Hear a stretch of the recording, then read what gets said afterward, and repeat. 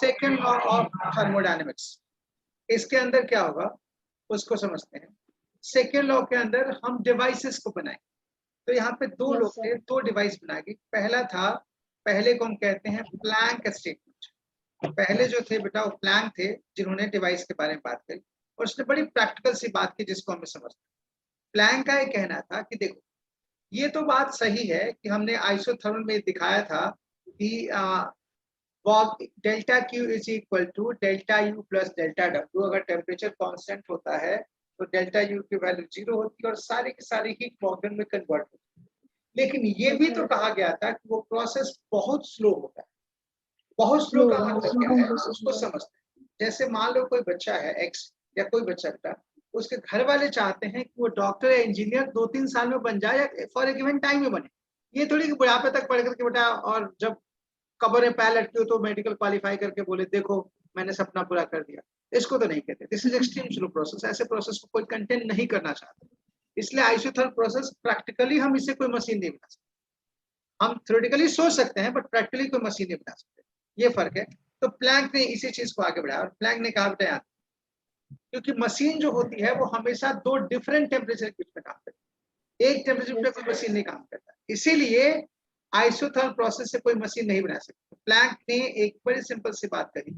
इसने कहा कि अगर आप ये कह रहे हो टेम्परेचर अगर आप चेंज करते हो, अगर टेम्परेचर कांस्टेंट है फिर तो delta Q is equal to delta W आप लिख सकते हो, कोई दिक्कत नहीं। लेकिन अगर आप ये कह रहे हो कि मशीन हमेशा दो डिफरेंट टेम्परेचर के बीच में काम करेगा तो वहां पे टेम्परेचर की वैल्यू कांस्टेंट नहीं होगी। ऐसे कंडीशन में किसी भी मशीन की एफिशिएंसी 100% हो सकती है। हम ऐसा कोई मशीन बनाएंगे। तो उस स्टेटमेंट का ही मतलब था। उसने कहा कि बेटा याद रखो it is impossible, it is impossible to construct a machine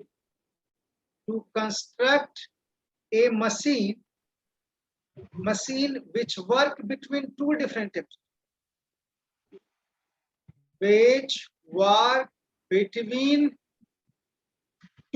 different temperatures, having efficiency different temperature, has efficiency is equal to 100%, is equal to 100%। ये इसका मतलब है। ऐसा आप कोई मशीन बना नहीं सकते। इसी बेसिस पे हमने हीट इंजन बनाया था। इसी का कॉन्सेप्ट होता है हीट इंजन, जिसके बारे में हम बात करेंगे। हीट इंजन एक मशीन है जो थर्मल एनर्जी को मैकेनिकल एनर्जी में कन्वर्ट करती है फिर जिससे आप काम कर सकते हैं। तो इसी का एक एग्जांपल था प्रैक्टिकली जो हमने मशीन बनाया जिसकी हम बात करेंगे हीट इंजन के बारे में। ये था प्लैंक का। ऐसे ही दूसरे सेकंड साइंटिस्ट उसने कहा बेटा क्लॉजियस स्टेटमेंट। क्लॉजियस स्टेटमेंट इसने कहा बेटा देखो ये तो हमें अच्छे से मालूम है कि हीट जो है वो हाई टू लो टेम्परेचर बिना किसी हेल्प से मूव कर सकती है। मतलब आप एक दूध को ग्लास पे गर्म करके छोड़ दो, सुबह पे 1 घंटे बाद वो ठंडी हो जाए। ये बात बिल्कुल सच है कि भाई उसकी टेम्परेचर हाई टू लो में तो उसकी टेम्परेचर ज्यादा थी, सराउंडिंग का कम था, बेटा हीट अपने आप ट्रांसफर होगा। इसके लिए किसी मशीन की कोई जरूरत नहीं। लेकिन ऐसा नहीं हो सकता कि कहीं पे heat low to high temperature flow करे और वो भी अपने आप। तो यहाँ समस्या अपने आप में है। कॉन्सेप्ट को समझो क्या कह रहा है। ये कह रहा है कि दोनों में कुछ बातें हैं जिसको समझना है। इधर इशू क्या है प्लैंक में, ये इशू है कि दो डिफरेंट टेम्परेचर है इसलिए एफिशिएंसी 100% नहीं हो सकता। अगर टेम्परेचर कोई मशीन ऐसा होता है जो सेम टेम्परेचर में काम करता है, जो कि नहीं होता है प्रैक्टिकली, ऐसी कंडीशन में इसकी एफिशिएंसी 100% हो सकती थी। लेकिन ऐसी कोई मशीन बन ही नहीं सकती जिसमें टेम्परेचर सेम हो, इसीलिए एफिशिएंसी 100%।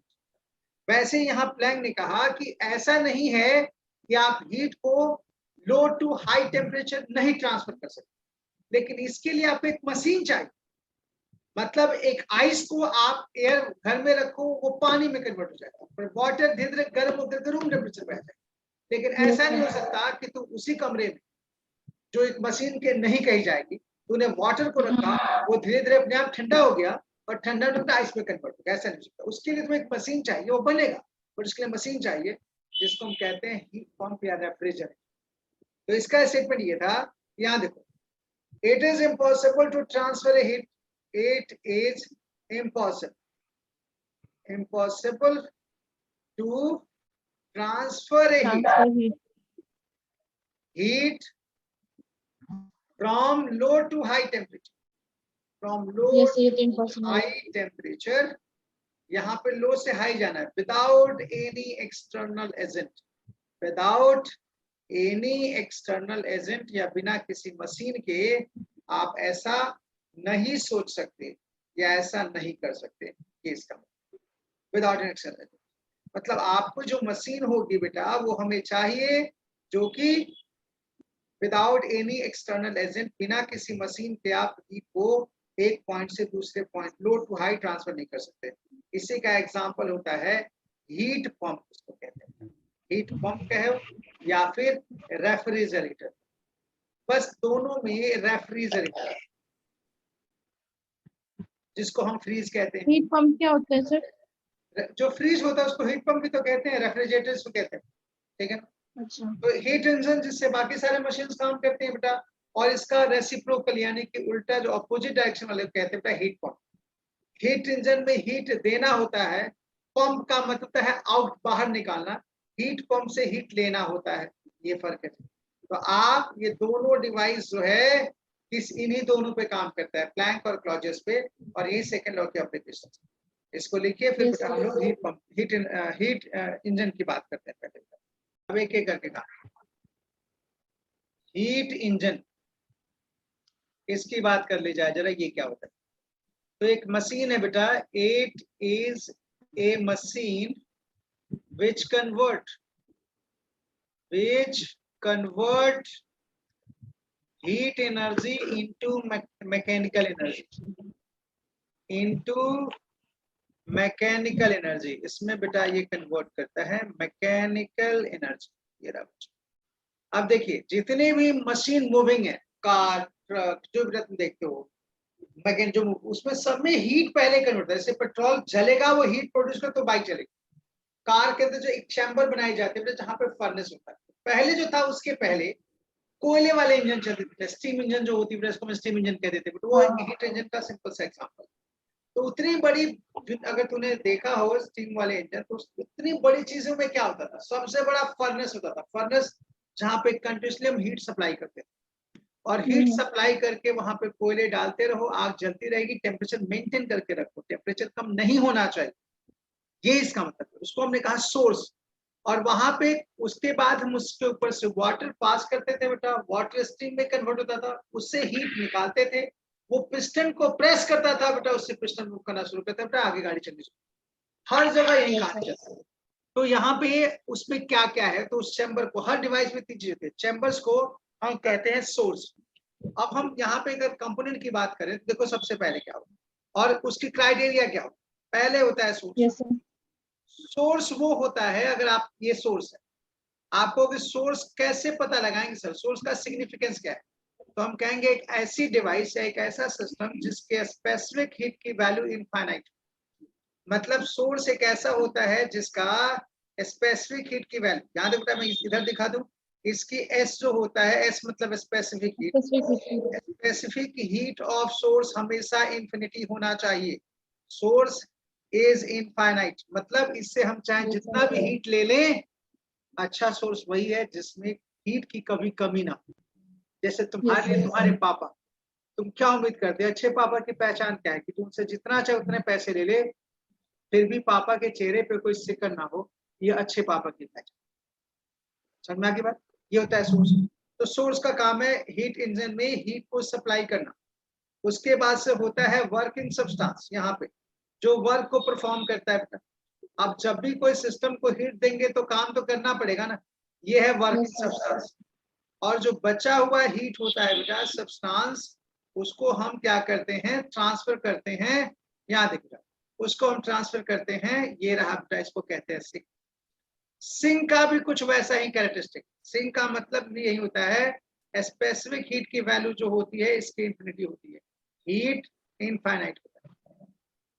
क्योंकि आप चाहते क्या हो, देखो ना पापा कितने अच्छे, जो कभी भी हम उससे कितना भी हीट ले उनमें कोई फर्क ना पड़े, और खर्चीला या बच्चा कैसा, जो कितना भी खर्च कर दे उसको खर्च करने का गम ना हो, उसको हम कहते हैं sink.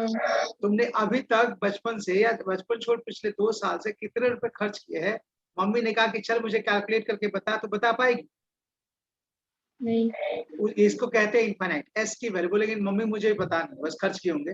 This is called specific heat is equal to infinity. तो ये ध्यान रखना है, इसका भी स्पेसिफिक हीट इनफाइनाइट होता है बेटा, सोर्स और सिंक दोनों के स्पेसिफिक हीट की वैल्यू इनफाइनाइट होते हैं। ओके, अब देखिए क्या होता है, यहाँ पे हम हीट कैसे यूज करेंगे इसको, 3 अलग अलग चीजें। इसमें हम सोर्स से हीट विड्रॉ करते हैं। मान लो सोर्स ने वर्किंग सब्सटेंस पे कुछ हीट दिया, इसको हमने और ये क्या करेगा, उसमें से कुछ इसने काम किया वो W1 है, और बाकी बेटा उसने दे दिया Q2 सिंक। तो हीट इंजन के केस में, जैसे मैं तेरा स्टीम इंजन का एग्जांपल दूं, तो उस केस में उसको स्टीम इंजन इसलिए कहते हैं क्योंकि स्टीम जो है वो सोर्स की तरह इस्तेमाल, स्टीम बनाना सोर्स है। अब उस स्टीम से तुम हीट लेती हो, वो पिस्टन में चला जाता है और फिर वो वाटर में कन्वर्ट हो जाता है, जिसका टेम्परेचर अभी भी बॉयल करता होता है, 100 डिग्री सेल्सियस होता है, और वो जो है बेटा उस सराउंडिंग को देते हैं। तो सराउंडिंग यहाँ पे जो है बेटा सिंक है, सोर्स बेटा जो तूने कहा, इसलिए उसको स्टीम इंजन कहते हैं। और काम क्या होता है बेटा, काम जो मैकेनिकली बेटा मूव करती है। इसलिए तुम जब किसी कार की बात करते पूछते कि सर कार पेट्रोल वाली है, अब देखो किस किस नाम आता है, पेट्रोल वाली है या डीजल वाली है या CNG वाली है या बैटरी, ये सारे वर्ड इस्तेमाल करते हैं। ये उसका सोर्स रिप्रेजेंट करता है। एक कार जो तेरे पास खड़ी है ना तेरे घर पे, उसमें तूने कार से ज्यादा कीमत का पेट्रोल डलवा दिया और अभी भी टैंक कभी आके नहीं कहे कि नहीं मुझे पेट्रोल नहीं चाहिए, बस रहने दो, आप चलाते रहो पेट्रोल डालते रहो, जब तक काम करोगे इंजन लेते रहो, कोई फर्क नहीं। ठीक है, ये कंडीशन। ऐसी कोई मशीन नहीं सोचेगी कि नहीं तूने चूंकि काम करना है, पेट्रोल महंगा हो गया तो कम पेट्रोल में काम चलाते, बिल्कुल नहीं। वो अपने तरीके से उस रेशियो में काम करता है। ये जो था एक जनरल कॉन्सेप्ट था जिससे हम मशीन बनाए थे, सबसे पहला मशीन जिसको ओपन सिस्टम भी जो कहा गया, जो हम स्टीम इंजन की बाद में बात करें, ठीक है ना, जो अब हमारे प्रैक्टिकल यूज में नहीं। क्यों, उसके पीछे उसका रीजन देखो बेटा, एफिशिएंसी। एफिशिएंसी जो होता है ऑफ हीट इंजन, ये कैसे निकालेंगे, हीट इंजन की एफिशिएंसी जो होती है उसको ईटा से लिखते हैं, और ईटा की वैल्यू जो होती है वो होता है work done upon heat supply. अब वर्क डन कितना होगा, यहाँ देखो, तुमने Q1 हीट लिया, उसको 2 हिस्से में खर्च किया, W प्लस Q2, यानी कि वर्क डन की वैल्यू हो गई Q1 माइनस Q2। बस इतना ही काम आपने किया। यस सर, ये है वर्क डन। आप देखना कई बार बाइक में या कार से जब धुआं ज्यादा फेंकता है तो लोग जाकर उसके इंजन को ठीक कराते हैं। ये इस बात का मतलब है कि अगर Q2 की वैल्यू बढ़ा दोगे ना, ध्यान से सुनो बेटा, क्वेश्चन होगा, अगर कोई सोर्स ऐसा है जो कोई ऐसा वर्किंग सब्सटेंस है जो सिंक में ज्यादा हीट सप्लाई करेगा, यानी कि वो काम कम करेगा। अगर Q2 बड़ा होगा तो ऑर्डर या efficiency of a fuel, efficiency of a machine कम हो जाएगी। yes, के ऊपर डिपेंड करता है कि तुम कितना अमाउंट ऑफ हीट सप्लाई करते हो सिंक में, ठीक है ना। अगर मान लो तुमको 100 कैलोरी मिला, अगर तुमने उसको 80 कैलोरी यूज कर दिया सिंक को, तो सिर्फ तुम्हारी 20% एफिशिएंसी रहेगी, तुम काम तो 20 ही कर पाओगे। ठीक है, तो अगर इफ Q2 इज, यहाँ देखो, यहाँ पे लिखेंगे अभी नोट के, दैट इज, मैं ये कहना चाहता हूँ, अगर किसी मशीन का Q2 की वैल्यू इज लार्ज तो work done and work done मतलब W या फिर एफिशिएंसी इज स्मॉल, वो कम हो जाएगा। इसको लिखेंगे, कैलकुलेट करने का फॉर्मूला ये हो जाएगा Q1 माइनस Q2 W की वैल्यू अपॉन Q1, इसको डिवाइड कर दो, ईटा की वैल्यू हो जाएगी 1 माइनस Q2 अपॉन। ये जो प्रिंसिपल था वो जो मैंने कहा ना स्टीम इंजन, उसके लिए इस्तेमाल होता है। इसकी एफिशिएंसी जो होता है बेटा बहुत ही कम था। इस स्टीम इंजन की एफिशिएंसी जब इसको हमने यूज किया, तो देखो मैं यहाँ पे दिखा रहा हूँ, उस ऐसे केस में जो एफिशिएंसी की वैल्यू थी इस मशीन की, जो इस तरीके से काम करता है, उसकी एफिशिएंसी जो थी वो थी 14% से लेकर के 18% तक, जो कि बहुत ही पुअर कैटेगरी में कहा जाएगा। इसीलिए तुम देखो पहले जितनी स्टीम इंजन से चलती थी, सबको हटा दिया गया और कोई भी इस्तेमाल नहीं किया जाए। Yes sir. ठीक है ना, उसके पीछे रीजन यही है कि वो पुअर इफिशिएंसी था, वो सोर्स ज्यादा इस्तेमाल करता था और काम कम करता था, ये इसका मतलब। सर जब हम स्टीम कॉर्नेट इंजन,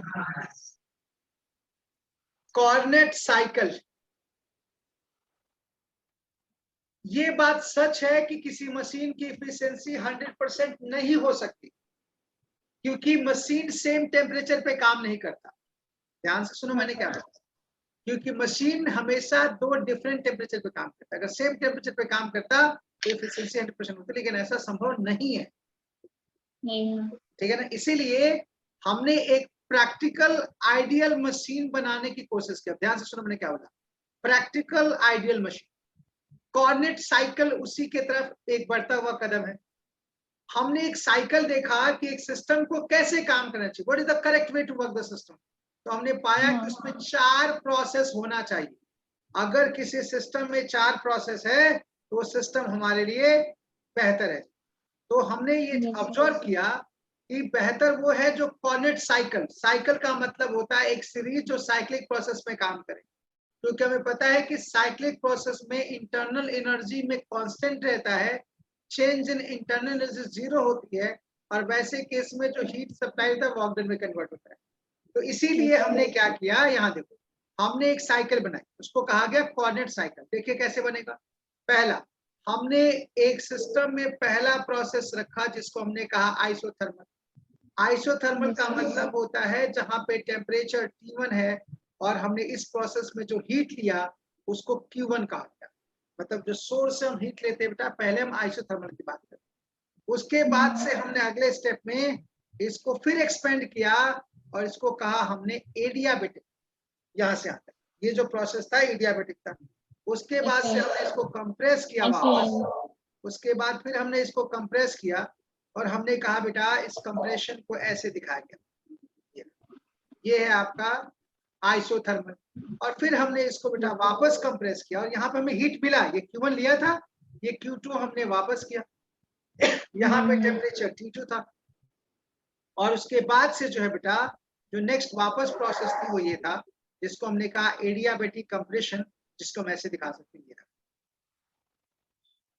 ये 4 प्रोसेस, मतलब हमने एक प्रोसेस स्टार्ट किया ए से, फिर बी तक आए, फिर सी तक आए, फिर डी तक आए और फिर ए तक वापस चले। इसको कहते हैं साइक्लिक प्रोसेस। हमें पता है अच्छे तरीके से कि साइक्लिक प्रोसेस में जो इसका एरिया होगा वही वर्क डन की वैल्यू को रिप्रेजेंट करेगा। और हमने इसको प्रैक्टिकली आइडियल मशीन, मतलब जो कोई मशीन इस 4 प्रोसेस को फॉलो करेगा उस मशीन की इफिशियंसी प्रैक्टिकली सबसे ज्यादा मानी जाएगी। अच्छा, ठीक है ना, प्रैक्टिकली। मैंने कभी ये नहीं कहा कि उसकी इफिशियंसी 100% होगी। ध्यान से सुनो, प्रैक्टिकली ज्यादा मानी जाएगी। मतलब ऑफ कोर्स मैं ये कहना चाहता हूँ कि रिया ये बात सच है कि 3 दिन में एक बार खाती है, वो भी गलत है। इतना भी इफिशियंसी नहीं होना चाहिए। बस ये होना चाहिए कि वो जीने के लिए खाए, खाने के लिए ना चाहिए। हम ये चाहते हैं। मतलब तो 3 दिन भर में 2 बार 3 बार खाएगी तो कहेंगे ठीक है मेरी बेटी बिल्कुल कम खाती है, कह सकते हैं ज्यादा अच्छी बेटी है, इसका ही मतलब। तो प्रैक्टिकली मतलब हम ये नहीं चाहते, कोई नहीं चाहते कि उनका बच्चा और कोई खाए नहीं, कोई जिंदगी जीता रहे। तो ऐसी एफिशिएंसी तो पॉसिबल नहीं है, क्योंकि टेम्परेचर हमेशा चेंज होता रहेगा। इसलिए मैंने यहाँ पे कहा कि ऑफ कोर्स, लेकिन हम ये जरूर सोच सकते हैं कि यहाँ पे एक साइकिल हमने बनाया जिसमें 4 प्रोसेस थे। देखो प्रोसेस का नाम क्या है, 4 स्टेप। पहला होता है A to B, isothermal expansion है पहला, आइसोथर्मल एक्सपेंशन। हाँ, जिसको हमने यहाँ पे मैं लिख दे रहा हूँ एक्सपेंशन, जो A to B है, A से B के तरफ है। उसके बाद से हमने कहा एडियाबेटिक एक्सपेंशन, एडियाबेटिक एक्सपेंशन जिसको जो यहाँ पे इस ग्राफ में दिख रहा है B to C। फिर हमने कहा आइसोथर्मल कंप्रेशन, आइसोथर्मल कंप्रेशन जिसको हम लिख सकते हैं C to D कंप्रेशन। पहले 2 स्टेप पे एक्सपेंशन किया, अब कंप्रेशन कर रहे हैं C से लेके D तक। और फिर चौथा जो है बेटा होता है एडियाबेटिक कंप्रेशन, एडियाबेटिक कंप्रेशन जिसको हम कहेंगे D to A। इस तरीके से प्रोसेस साइक्लिक हो गया। साइक्लिक प्रोसेस में जो वर्क डन होता है वो एरिया के इक्वल होता है, और एरिया ऑफ पीवी ग्राफ और यहाँ पे जो वर्क डन होगा, अगर हम वर्क डन की बात करेंगे कॉर्डिनेट साइकिल के अंदर, ये हो जाएगा एरिया ऑफ कर्व, पूरा नाम ABCDE। ये था कोऑर्डिनेट साइकिल। और कोऑर्डिनेट साइकिल से हमें जो पता चला वो ये चला कि Q2 अपॉन Q1 को, ध्यान से देखो, Q2 अपॉन Q1 को हम चाहें तो लिख सकते हैं T2 अपॉन T1। यही इस साइकिल की इस थ्योरम की सबसे बड़ी अचीवमेंट थी, और यहीं से हमने इसका नाम दिया कोऑर्डिनेट थ्योरम। कोऑर्डिनेट थ्योरम ये कहता है, या कोऑर्डिनेट इंजन जो कहता है, जो इंजन कोऑर्डिनेट साइकिल पे बेस्ड होगा उसको हम कोऑर्डिनेट इंजन कहेंगे। जैसे जो पेट्रोल से चलती है उसको पेट्रोल कार कहते हैं, जो बिना डीजल से उसको डीजल कार कहते हैं। वैसे जो इंजन कोऑर्डिनेट साइकिल को फॉलो करेगी उसको हम कोऑर्डिनेट इंजन कहते हैं। अब यहाँ देखो बेटा, the engine which follow coordinate cycle, engine which follow coordinate cycle is called coordinate cycle, उसको कहेंगे is called यहाँ पे coordinate engine, उसका नाम है। अब यहाँ देखो, कोऑर्डिनेट साइकिल को फॉलो करना क्यों जरूरी, उसके पीछे रीजन, क्योंकि इसमें कोऑर्डिनेट थ्योरम काम करता है। और कोऑर्डिनेट थ्योरम क्या होता है? कोऑर्डिनेट थ्योरम ये समझाता है कि सपोज करो कि तुम्हारे पास एक मशीन है रिया के पास, और एक मशीन है मेरे पास। मैं ये कहता हूं कि नहीं, मेरा मशीन इस सारों प्रोसेस को फॉलो नहीं करेगा, मैं किसी और प्रोसेस की बात करूंगा, और तुम्हारी मशीन जो है बेटा वो कोऑर्डिनेट साइकिल को फॉलो करे। तो कोऑर्डिनेट थ्योरम ये समझाता है कि चाहे तिवारी जी कितना भी कोशिश कर लें, वो ऐसा मशीन बिल्कुल नहीं बना सकते जिसकी इफिशियंसी रिया के मशीन से ज्यादा हो। क्यों? क्योंकि रिया की मशीन कोऑर्डिनेट साइकिल को फॉलो करे। समझ में आ गई बात? यानी कि इसको लिखेंगे, it is impossible to construct a machine which work between two different temperature has efficiency more than those machine which working between the same different temperature but follow the coordinate cycle। जो coordinate cycle को उसी temperature में follow कर रहा है उससे ज्यादा efficient machine आप नहीं बना सकते। इसलिए हम लोग कहते हैं coordinate engine practically ideal machine. Practically मतलब आप इससे ज्यादा एफिशिएंट इंजन आप इस टेम्परेचर के बीच में नहीं निकाल सकते, ठीक है ना। और दूसरी बात ध्यान रखने की T1 and T2 must be in calculus chapter. इसको मैं यहाँ भी दिखा दूं ताकि तुम्हें याद रहे, ये गलती से भी डिग्री सेल्सियस में इस्तेमाल मत करना, बहुत गलतियां होती है बच्चों से इस पर्सपेक्टिव, ठीक है। चलो नोट करो इसको, मशीन नहीं बना सकते। यहाँ देखो, कोऑर्डिनेट इंजन में जो कोऑर्डिनेट थ्योरम होता है, या कोऑर्डिनेट जो हमें प्रिंसिपल हमें समझाता है, इसको कोऑर्डिनेट प्रिंसिपल भी कह सकते हैं एक तरीके से। कि अगर मैं ये कहूँ कोऑर्डिनेट थ्योरम या कोऑर्डिनेट प्रिंसिपल का मतलब क्या है, जिस पे कोऑर्डिनेट इंजन काम करता है, तो कोऑर्डिनेट प्रिंसिपल को या कोऑर्डिनेट थ्योरम को हम ये कहेंगे यहाँ पे कि हम कोई भी मशीन, थ्योरम कह लो, इसकी प्रिंसिपल कह लो, कि कोई भी मशीन, या फिर इसको मैं प्रिंसिपल कह लो, कि कोई भी मशीन जो है बेटा वो ये कहता है कि कोई भी मशीन आप ऐसा नहीं बना सकते जिसकी इफिशियंसी उस मशीन से ज्यादा हो जो कोऑर्डिनेट साइकिल के बेसिस पे काम करता है, ठीक है। और दोनों की टेम्परेचर डिफरेंस है। अगर आप उससे ज्यादा एफिशिएंसी, जैसे मान लो मैंने कहा कि नहीं यार मेरी मशीन की एफिशिएंसी जो बेटा तुम्हारे साइड जो मशीन से ज्यादा है, जो तुम्हारा कोऑर्डिनेट इंजन है उससे ज्यादा है, तो इसका मतलब ये है कि मैंने टेम्परेचर डिफरेंस पे कुछ गड़बड़ी किया होगा। क्योंकि सेम टेम्परेचर डिफरेंस के लिए जो मशीन कोऑर्डिनेट साइकिल को फॉलो करती है वो प्रैक्टिकली आइडियल मशीन है, उससे ज्यादा इफिशिएंट मशीन नहीं बना। क्लियर? Yes sir. तो अगर कोई एफिशिएंसी कहता है कि नहीं जी मैंने मेरा इंजन की एफिशिएंसी ज्यादा है, तो उसके पीछे एक ही रीजन हो सकता है कि उसने टेम्परेचर डिफरेंस को सेम रखा होगा, उसने टेम्परेचर डिफरेंस चेंज कर दिया। सेम टेम्परेचर डिफरेंस में आप एफिशिएंट इंजन इससे बेहतर नहीं बना सकते, इसको आपको ध्यान रखना। इसलिए बेटा कोऑर्डिनेट साइकिल कोऑर्डिनेट में बात करें। देखो इससे क्या होगा, जो कोऑर्डिनेट इंजन होगा वहां भी हम बात करेंगे, ये रहा सोर्स, लेकिन अब चर्चा जो होगी वो टेम्परेचर पे होगी। ये रहा सर, इसका मतलब तो कोऑर्डिनेट साइकिल इंजन जो होता है वो हमारे मैकेनिकल जो टूल्स होते हैं उसके लिए वो सही नहीं है, क्योंकि वो सेम टेम्परेचर पे काम करता है। नहीं, वही हमारे लिए सही है क्योंकि उसकी एफिशिएंसी ज्यादा है ना। अच्छा, एफिशिएंसी। हम जो भी मशीन आजकल बनाते हैं सारे इसी बेसिस पे काम करता है। ये आपका सिंक है, ये सोर्स है, ये सिंक है, सिंक का टेम्परेचर T2 है, इसका टेम्परेचर T1 है, कुछ भी हो जाए T1 की वैल्यू T2 से हमेशा बड़ी होगी, इस चीज को ध्यान रखेंगे। ये वर्किंग सब्सटेंस से बेटा जो काम कर रहा है, जिसकी हम बात करते हैं वर्किंग सब्सटेंस, हाँ, ठीक है, जो काम करने में यूज होता है बेटा, जैसे बाइक में पिस्टन होता है बेटा, वैसे ये आपका यहाँ पे इससे हीट आपने लिया, इसको आपने Q1 अमाउंट ऑफ हीट लिया, इसको आपने Q2 yes, हीट sir. लिया और आपने कुछ वर्क किया W। अब देखो हाँ, Q1 की वैल्यू जो होगी वो हो जाएगा Q2 प्लस W के इक्वल, यानी कि वर्क डन की वैल्यू हो जाएगी Q1 माइनस Q2। अब कॉर्नेट साइकिल में और सिंपल हीट इंजन में क्या फर्क है, उसकी बात हम कर सकते हैं यहाँ से, उसकी चर्चा जब करेंगे तो हम यहाँ से करेंगे, वो हमें पता चलेगा कि भाई जब हमने कैलकुलेट किया इसकी इफिशियंसी ईटा की वैल्यू, तो ईटा जो होता है हाँ, work done upon heat supplied के इक्वल होता है, यानी कि yes, Q1 sir. Minus Q2 upon Q1, इसको डिवाइड कर दो Q1 से हो जाएगा 1 माइनस Q2 अपॉन Q। अब कॉर्नेट साइकिल का ही मतलब है कि Q2 अपॉन Q1 को आप जब चाहें तब T2 अपॉन Q1 लिख सकते हैं। तो अगर जो बेसिक डिफरेंस वो यही है कि जो हमारी इफिशियंसी होगी अब कॉर्नेट इंजन की, उसकी इफिशियंसी का formula 1 minus T2 upon T1 के इक्वल होगा। क्यों? क्योंकि कॉर्नेट साइकिल में हमें पता चल गया था कि Q2 अपॉन Q1 को हम चाहें तो T2 अपॉन T1 लिख सकते हैं, और साथ में Yes, ये sir. भी ध्यान रखना है कि T1 की वैल्यू हमेशा T2 से बड़ी, Yes, ठीक sir. है। एंड द मोस्ट इंपॉर्टेंट जिसको ध्यान देना बेटा, temperature must be in kelvin. पूरी थर्मोडायनामिक टेम्परेचर को जब तक, सिर्फ मैंने एक जगह बोला है कि जब चेंज हो तो दोनों को सेम ले सकते हैं, वरना टेम्परेचर को केल्विन में ही इस्तेमाल करो। इस बात को ध्यान रखना बेटा, क्योंकि यहाँ पे बहुत ज्यादा गलतियां, ठीक Yes, है। sir. चलिए नोट करो इसको बेटा, यहाँ देखो। तो इफिशियंसी की वैल्यू जो है बेटा वो है, मैंने कहा ना 40 to 46%। अब हम क्वेश्चन पे आते हैं बेटा, क्वेश्चन क्या हो सकता है इसके अंदर, कौन इज देयर। तो क्वेश्चन एक एग्जांपल यहाँ से देखो, जिसे मैंने कहा कि टेम्परेचर को हमेशा केल्विन में रखना है, ध्यान रखना है। जैसे मैंने कहा फाइंड Yes, sir. द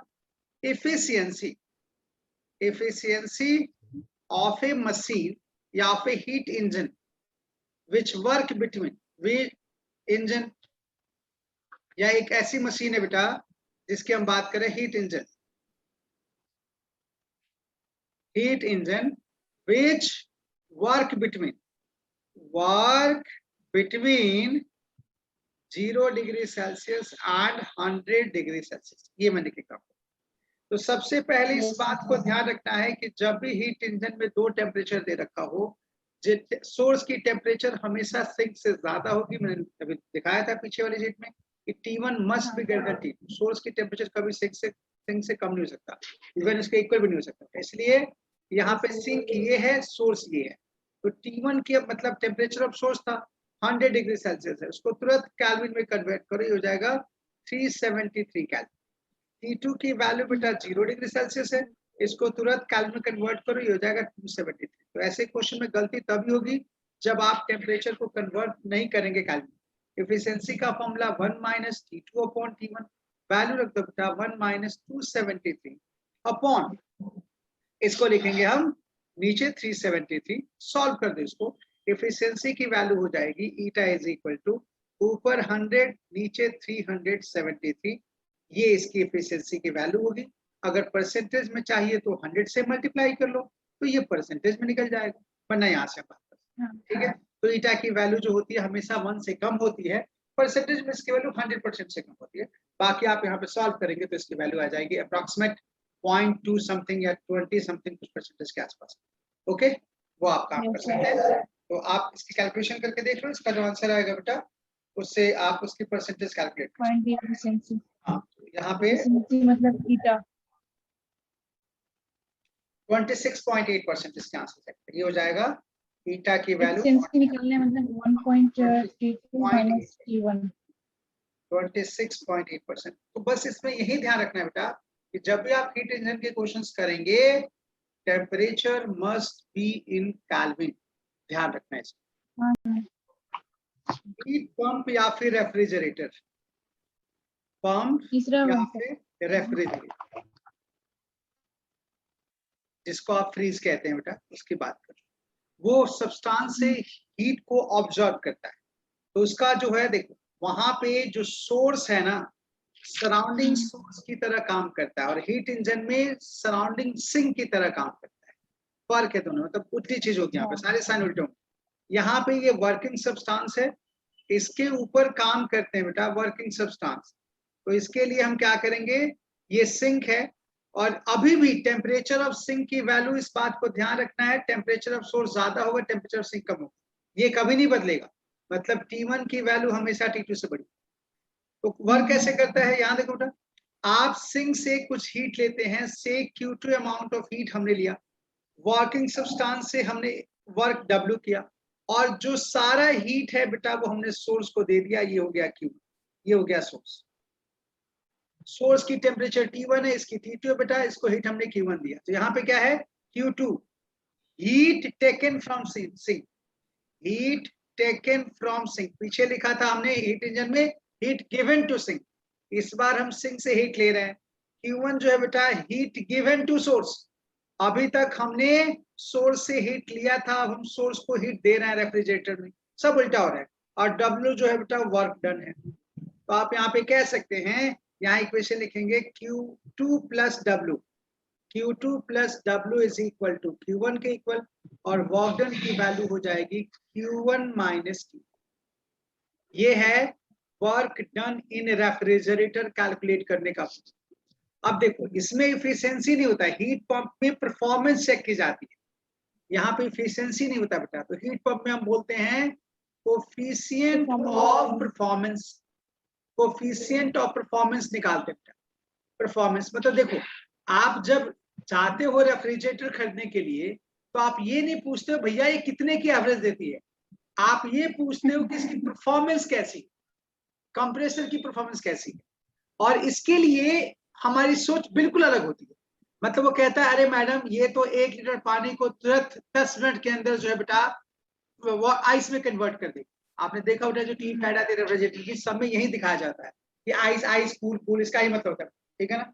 तो अगर सपोज करो मुझे लीड करना है किसी चीज से, एक अभी जो कंपनी है मान लो बेटा इतने सारे पैनासोनिक है, वर्लपूल है, जो ही बना रही बेटा, और रिया ने अपनी कंपनी बनाई, तो उसको अगर इससे बेहतर दिखाना है तो वो क्या दिखाएगी कि भाई बाकी लोग ये कहते हैं ना कि 5 मिनट में हम, जैसे लोगों ने कहा कि भाई मेरे रेफ्रिजरेटर 5 मिनट्स में वाटर को आइस में बना, तो तुम हमेशा उसको उससे और नीचे लेके आओगे। तुम कहोगे नहीं जी मेरा जो रेफ्रिजरेटर है ना वो तो 2 मिनट में ही वाटर को आइस में कन्वर्ट कर देगा। समझ में आ गई बात।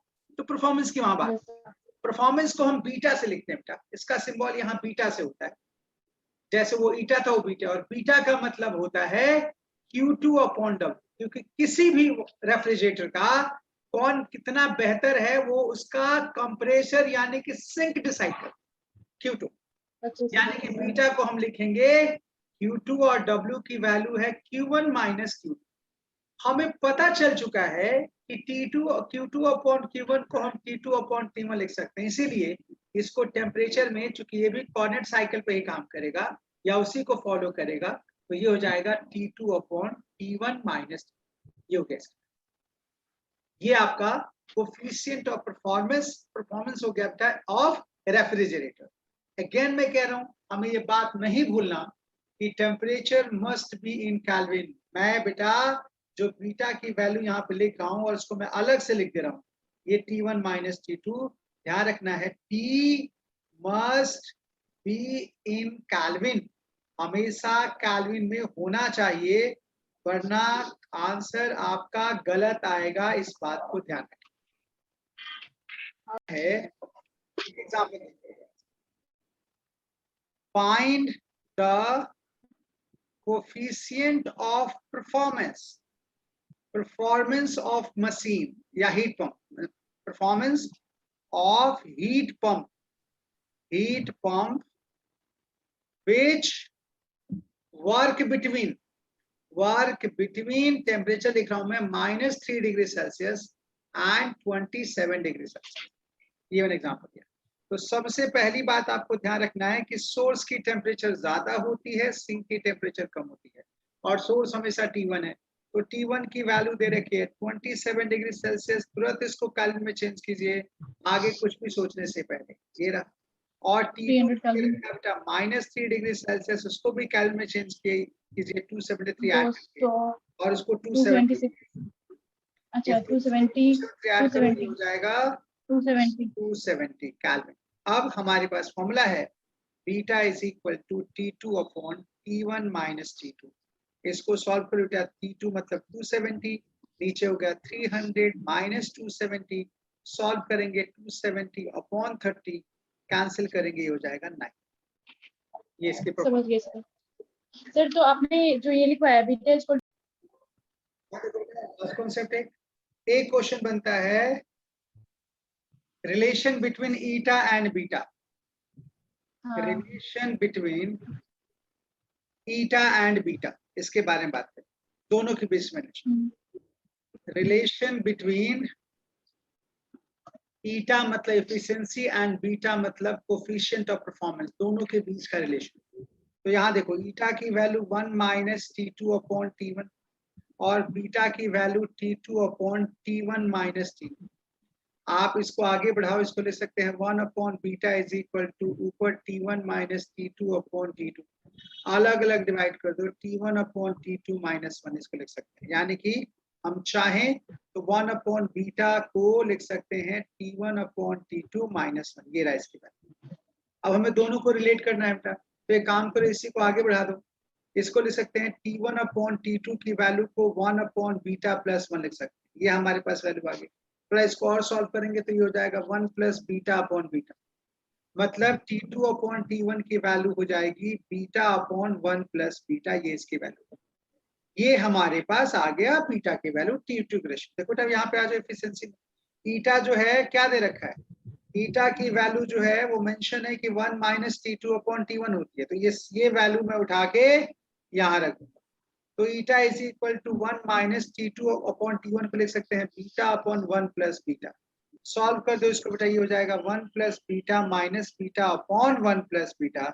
इसको सॉल्व कर दीजिए, ईटा की वैल्यू हो जाएगी 1 अपॉन 1 प्लस बीटा।